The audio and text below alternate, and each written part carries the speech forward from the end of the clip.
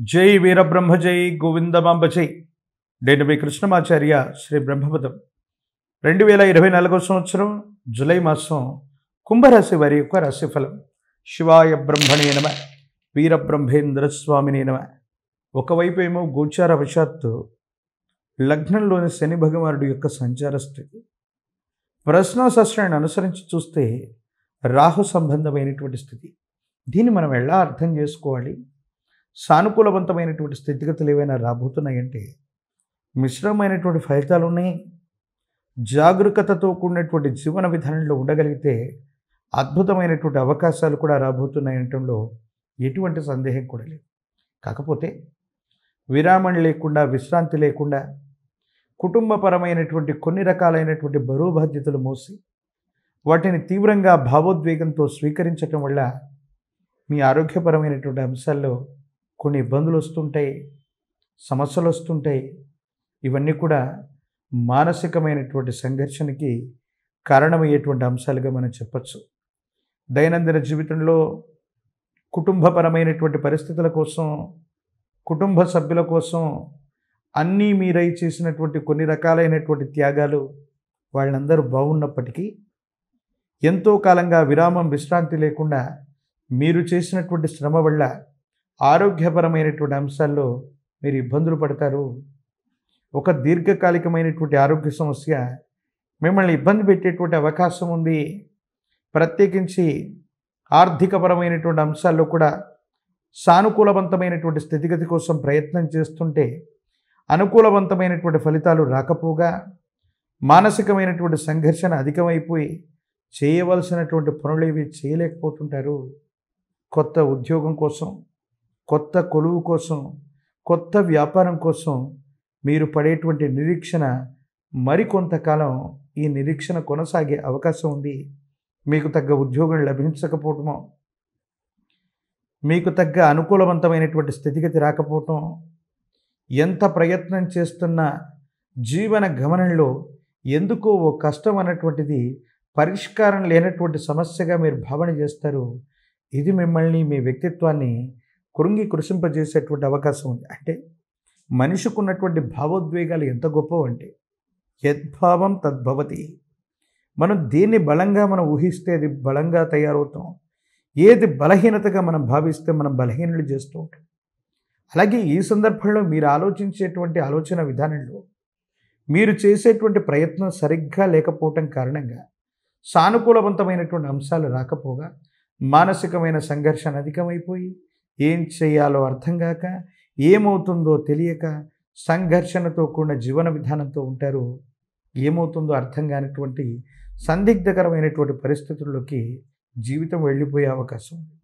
ప్రత్యేకించి జీవిత భాగస్వామి అవ్వచ్చు, సంతానం అవ్వచ్చు, కుటుంబపరమైనటువంటి అంశాలు కూడా ప్రతికూలంగా మారుతూ ఉంటాయి.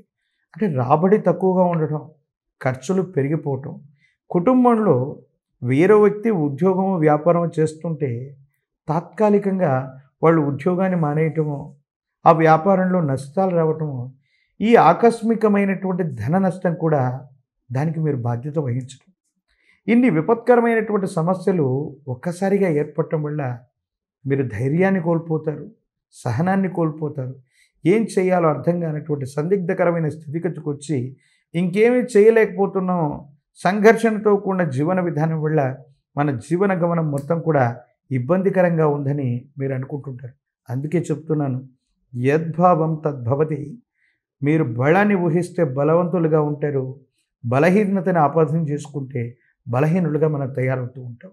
ఇలాంటి సందర్భంలోనే యోచన చేయటం, కొన్ని మొండి వైఖరులను వదిలించుకోవటం, మళ్ళీ మొండి ధైర్యంతో ప్రయత్నాన్ని కొనసాగించటం వల్ల ఒక ముఖ్యమైనటువంటి స్నేహితుడు, ఒక వ్యక్తి వల్ల ఒక అవకాశం వస్తుంది.